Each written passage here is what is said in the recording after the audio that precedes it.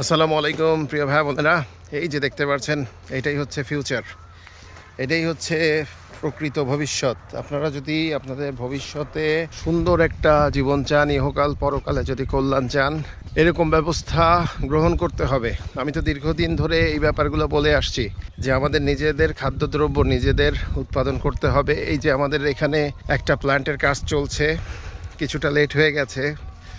ধানের মৌসুমটা শুরু হয়ে গেছিলো, তখন আমরা লেবার বেশ কম পেয়েছি, মিস্ত্রিরাও কাজ করতে চান নাই, কিছু কিছু গ্যাপ গেছে। এই জন্য আমি 40 দিনের কথা যেটা বলেছিলাম, আর কিছুদিন একটু বেশি লাগছে ইনশাল্লাহ। তারপরেও আমাদের এই প্রথম খাদ্যদ্রব্যের যে প্ল্যানটা, এটা ইনশাল্লাহ রেডি হয়ে যাচ্ছে। সপ্তাহখানেকের মধ্যেই আমাদের একটা অংশ কমপ্লিট হয়ে সেখানে আমরা খাদ্যদ্রব্য উৎপাদনে চলে যাব ইনশাল্লাহ। আর এই যে এখানে দেখতে পাচ্ছেন, এই যে আমাদের যে প্ল্যানটা হবে ইনশাল্লাহ এই পুরা জায়গাটা জুড়ে, এটা প্রায় 50,000 স্কোয়ার ফিট।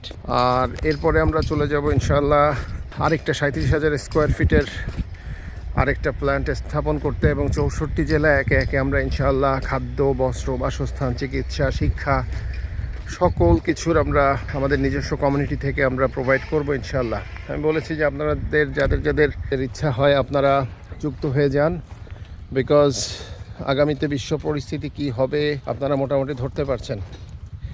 এই দেখেন আমাদের প্ল্যান্টের কাজ আলহামদুলিল্লাহ অনেকটা হয়েছে, এবং এই যে এই কাজটা হয়ে গেলেই আমরা শুরু করে দিব।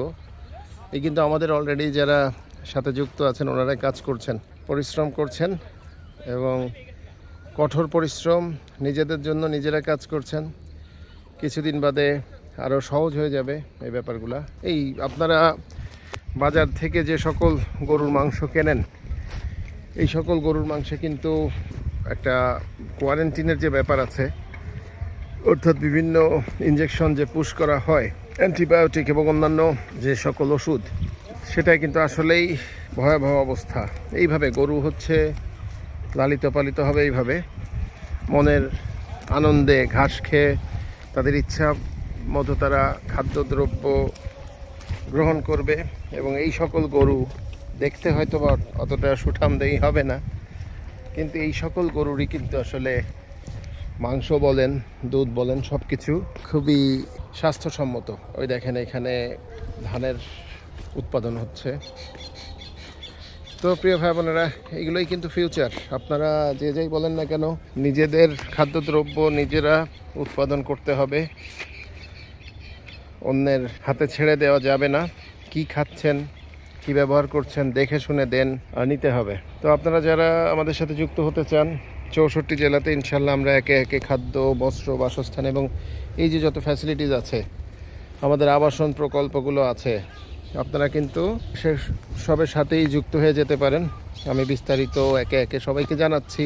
আপনারা হোয়াটসঅ্যাপে যোগাযোগ করতে পারেন। অনেককেই আমি গত সেশনে রিপ্লাই দিতে পারি নাই, হাজার হাজার মেসেজ আসে, অনেকে রিপ্লাই দিতে পারি না, কারণ এই প্ল্যান্টের খাদ্যদ্রব্যের প্রথম যে প্ল্যান্ট, এই যে দেখতে পাচ্ছেন, এইটার কাজকর্মে আসলে ব্যাপকভাবে নিয়োজিত ছিলাম, সাথে আরও অনেক কাজ করতে হয়েছে প্যারালালি। তো ইনশাল্লাহ এই কাজগুলো এখন এই যে আমাদের মেম্বারদের বুঝিয়ে দিচ্ছি। আমি অনেকটাই এখন ফ্রি টাইম পাবো বলে আশা করি, বিশ্বাস করি। তো প্রিয় ভাই বোনেরা, আপনারা প্রস্তুতি নেন।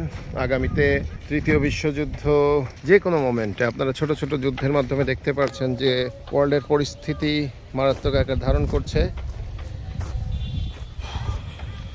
তো ঠিক আছে, আল্লাহ হাফেজ, আসসালামু আলাইকুম।